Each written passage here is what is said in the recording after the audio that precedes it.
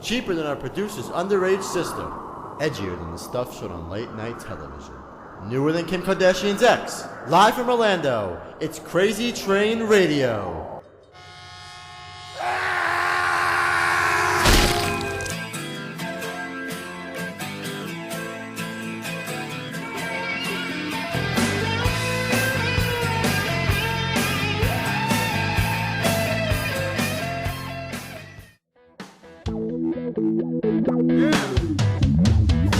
Hi everybody, I'm Steve Wariner, and you are listening to Crazy Train Radio.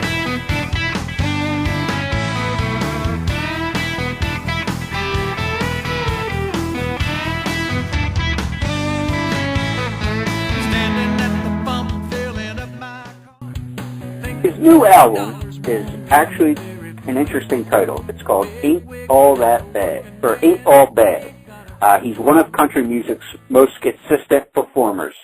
Fluent singer, multi-talents, and it's really hard to believe that it's been 8 years since he's had a complete vocal album released.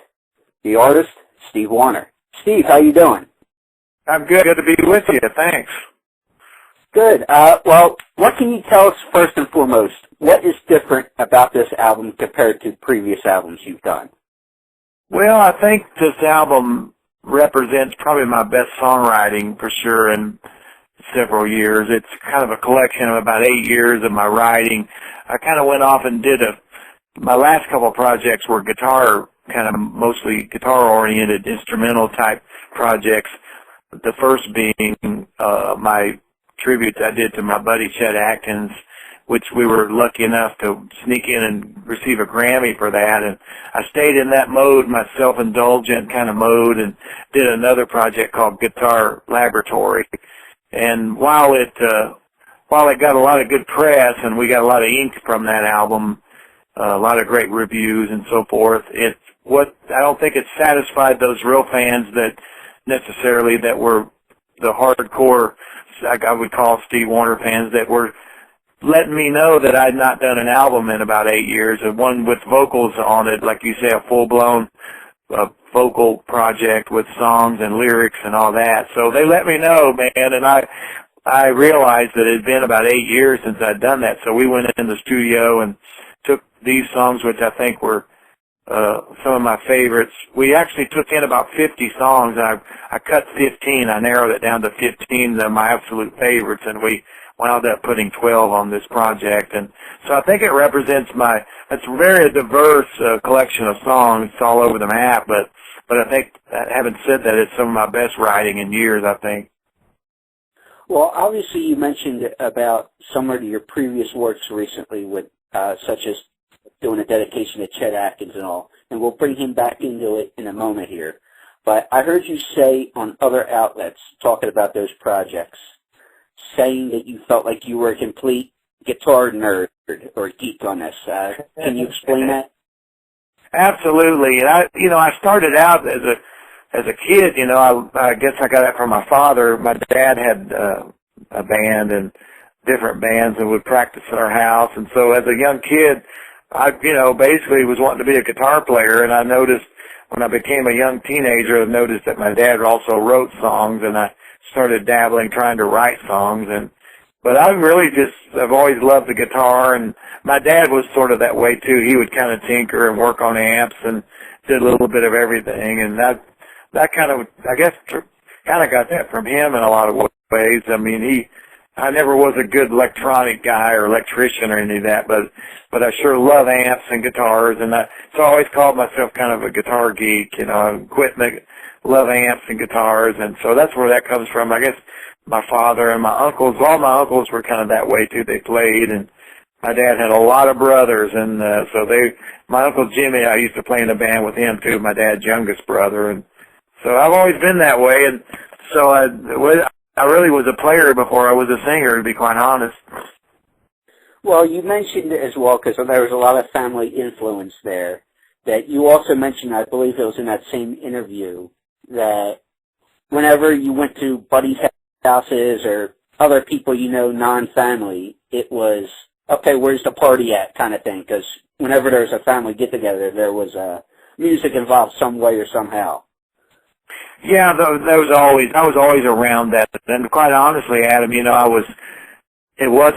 as a young kid, I truly thought that my dad used to paint and draw also a little bit, and I truly thought, because I was around, exposed to that all the time, that I really thought for a long time that every household was like that, with guitars around and,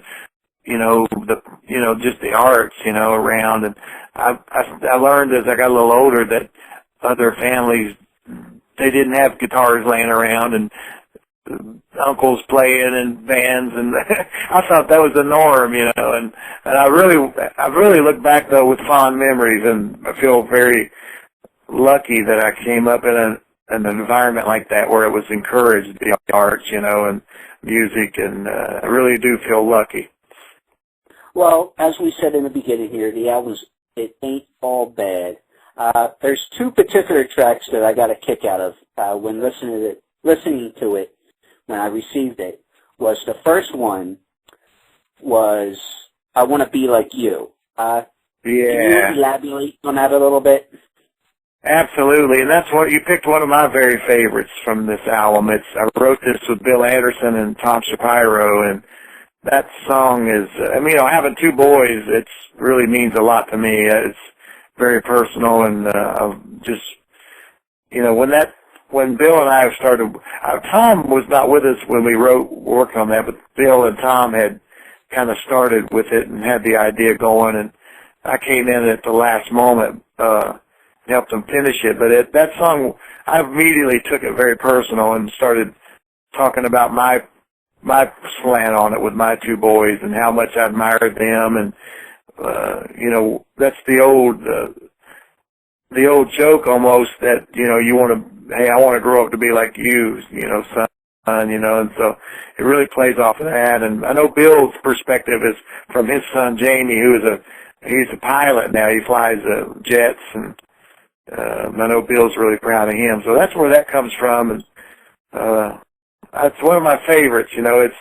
It's very different too from the album. It sounds real different. It's just piano and a string quartet and an English horn back there, and the second verse, and one of my very favorite tracks. I love it.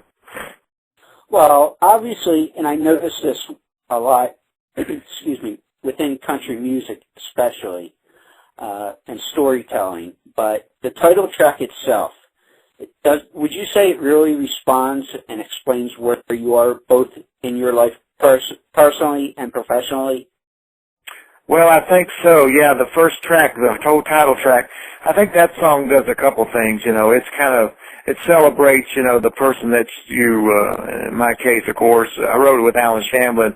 In my case, my wife, Karen. It celebrates the fact that as crazy as this world is, and, however it might get crazier, but as long as you have the person you loved with you, it's all good, that's the whole key. And also, for me, my part of that, my writing that, it also speaks to, it doesn't matter what you do in this old world, just, winning awards, the accolades, whatever, they really don't mean a whole lot if you don't have someone that you love with you to share in that, and so I think that song really speaks about that. And it also, for me, kind of talks about, the reason I liked it as a title for the album is because it kind of speaks personally for me a little bit about this little niche, this little place that I've carved out in this crazy business for me now, and where I am in my life. I'm in a good place. I'm enjoying things. I understand where I am in my career, in my life, and I'm just taking things, cherry picking, doing things that seem to be fun, and enjoying life, and it ain't all bad. Everything's pretty good right now. So I think it really speaks a lot about my place in the world right now, where I am in my career. Well, a lot of people within country music, and I guess music-wide, know you a lot for your songwriting. When you're working on projects, is it one of those times you have to set aside time to write a project, or is it you're going along doing whatever and something hits you, whether it's lyrics or instrumental-wise? Well, that's a great question. I set aside time to write, and every now and then I'll just take a day. That'll be my writing day. Usually, once every week or two, I'll take a day or a couple of days and just work on my songwriting. And it used to be a little more often than that, and it's going to be again. But right now, I'm really so busy with the album. But in the norm, I usually have a couple of days a week that I write, and I look forward to getting back to. And if I have ideas, I'm always constantly jotting down ideas and little guitar licks. I've got a couple little guitar licks now that I recorded, and when I get back to my writing, I'll get back to those. And that's what I do. I keep a notebook too, a running notebook of all lines and things that I come up with, premises and ideas, and I put those in my book. And when I have my writing days, I come back and refer back to those. And I'm going to do something in December that's kind of interesting. I've been asked to come to New York City and speak at NYU about songwriting for some songwriting classes, and I'm going to take them up on that. It's going to be kind of neat. That's in December. So I love the songwriting aspect of my career, and I take it very seriously and look forward to that. I'm always, I always loved that part of my career, the writing. Well, you know what? That's actually interesting, and I didn't think about asking that until you brought it up there. Since you're going to NYU and going to take part in this class and all, is songwriting something you can actually teach? That's a wonderful question. I'm not sure that you can, and I'm sure that'll be talked about there. I think it's something that's, I truly think that I don't believe that everyone is a songwriter. I think in this world of country music these days, I think the labels and everybody just assumes that because you're an artist that you're a writer, and that's the greatest, untruth that there is. I mean, just because you're an artist don't mean you're a writer. But I think that's something that you certainly can hone and get better at, and learn to be better. But there's some writers that are just naturally born gifted songwriters, I think. It's a God-given talent. And, immediately when I think of that, I'm thinking of people like Chris Christopherson and Roger Miller and Bill Anderson. And, not to say that they don't work on their craft and they hone it and spend a lot of time developing and working on it. But I think they start with a God-given talent and it goes from there. But I don't think, unfortunately, all of us aren't gifted with that, so, and I think that's something that, this industry has almost created, they turn every artist into a writer. They immediately come out writing songs. It's amazing, so. Well, back to your influences a little bit, Steve. You Sure. mentioned him right off the bat, Chet Atkins, but there's other guys and gals within music industry who've had an influence on you. George Jones and, there's Glenn Campbell. You can name them all down the line. Is there any particular person that really stands out that taught you something professionally? You go, wow, that has helped me career-wise. Well, there's two folks that stand out immediately. One is Dottie West. She was a great influence. She was my first job when I came to Nashville as a teenager.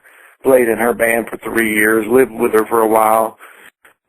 She was tremendous and taught me so much, really got me off the ground. I mean, I was so green that I can't believe she even put up with me for 3 years, but I worked with her and learned a ton, and actually learned a lot from her and her husband, Byron, at the time. He was her drummer.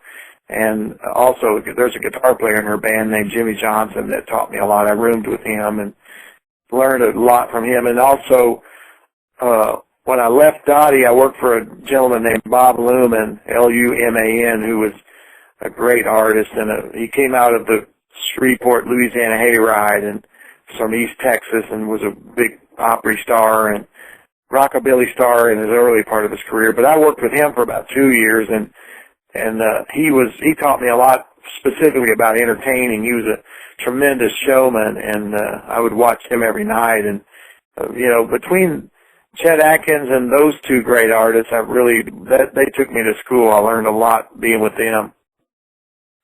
Well, as far as your songwriting is concerned as well, you've worked with a lot of great artists and musicians in their own right. Clint Black, Barth, Keith Urban, you name them, we go down the list.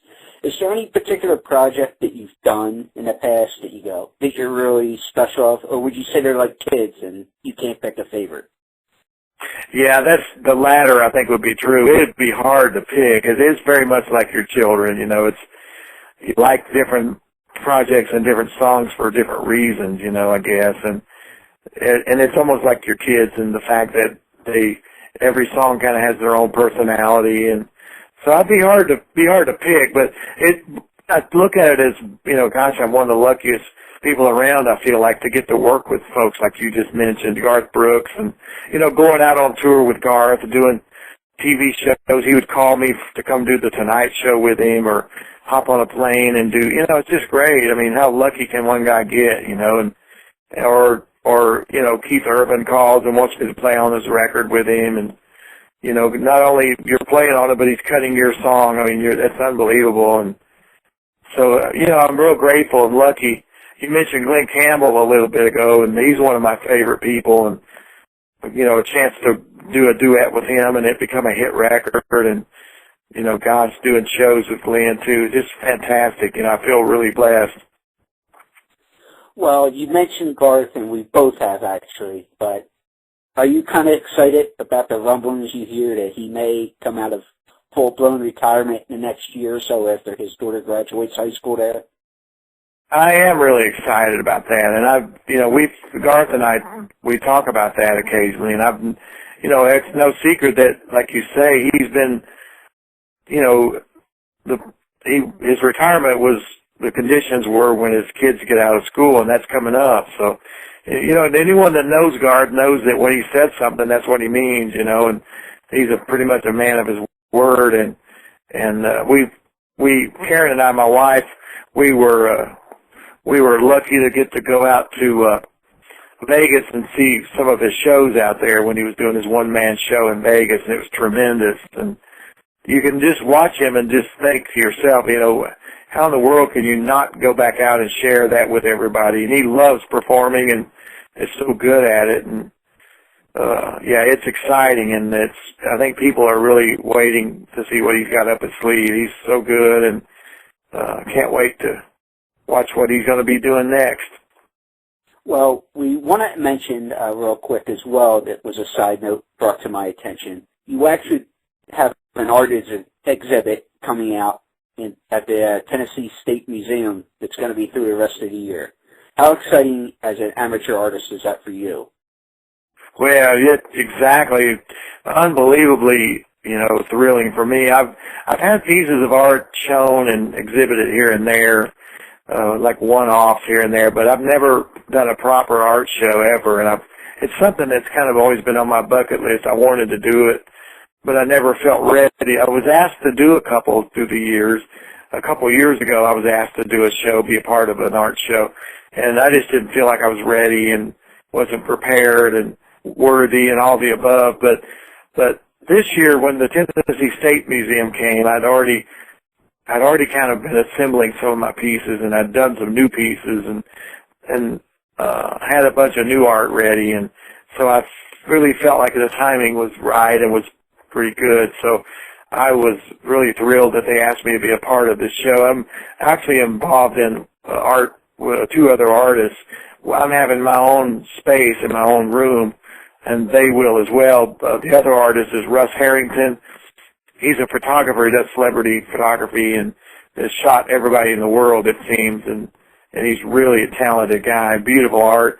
The third guy in our show is named David Stauffer, and he is passed on now, but his work is brilliant. He was a luthier and made beautiful handmade dulcimers and handcrafted wood instruments, and primarily this work of his will be his collection of dulcimers, handmade dulcimers that he made, and I can't wait to see it. I've seen pictures and they look beautiful. So this art show is actually called Three Part Harmony, and I'm really proud to get to be showing my work. I've got about 25 pieces of art that'll be in it, most of them being watercolors and pen and ink and mixed medium, some strictly watercolors, but some with pen and ink, and then there's about 4 or 5 pieces that are an encaustic medium, which is beeswax, natural wax, applied to like wood panels and panel boards and really interesting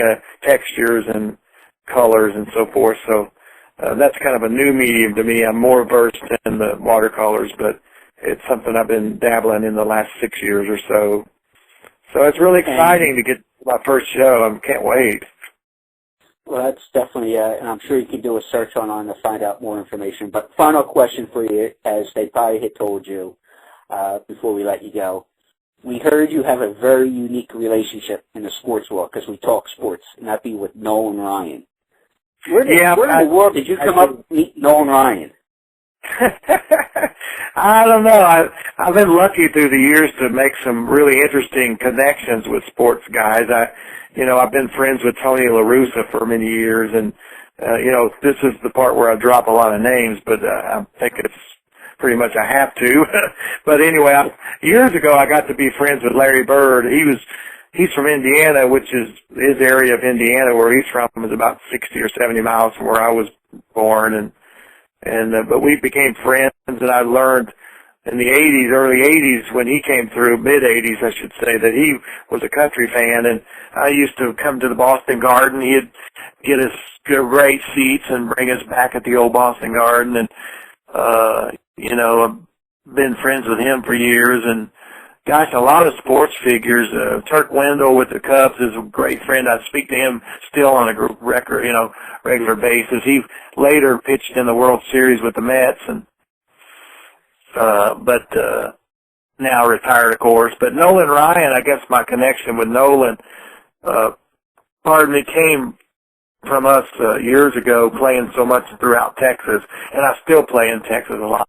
But one year I got a call and actually thought I questioned it whether it was even a legitimate call, but it was from Nolan Ryan, and he asked me to perform at a charity function if I'd be interested that he put on every year. And unfortunately I wasn't. It came down to the wire. I was going to do it, but the event got canceled, and then I threw out my rain check, and if you ever needed me for something else, I'd be happy to do it, being a huge baseball and Nolan fan, of course.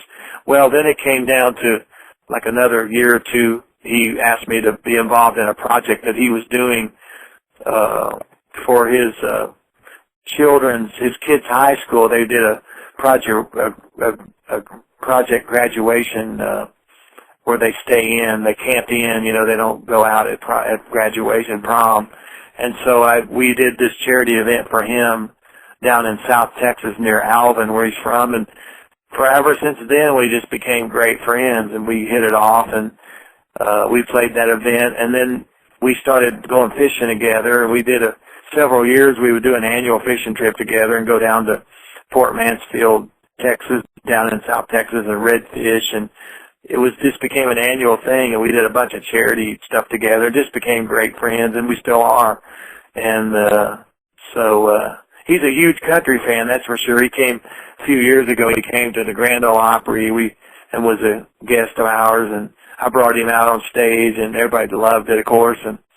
And so I don't know. We stay in touch, and I come out to the Rangers games, done the anthem several times, and he's just a great, great person. He and Ruth are wonderful friends, and we stay in touch. And I don't know. He's just a real deal, real person, and I wouldn't be afraid to call at any time and ask him, anything I would ask, he would probably do it. He's just a great friend. Well, the album is It Ain't All Bad. Steve, best of luck with the album. Whenever you're up in the Orlando, Florida area, please let us know. You know what? I'll take you up on that. Thank you so much for having me, and I've really enjoyed it. Thanks. You'd stand there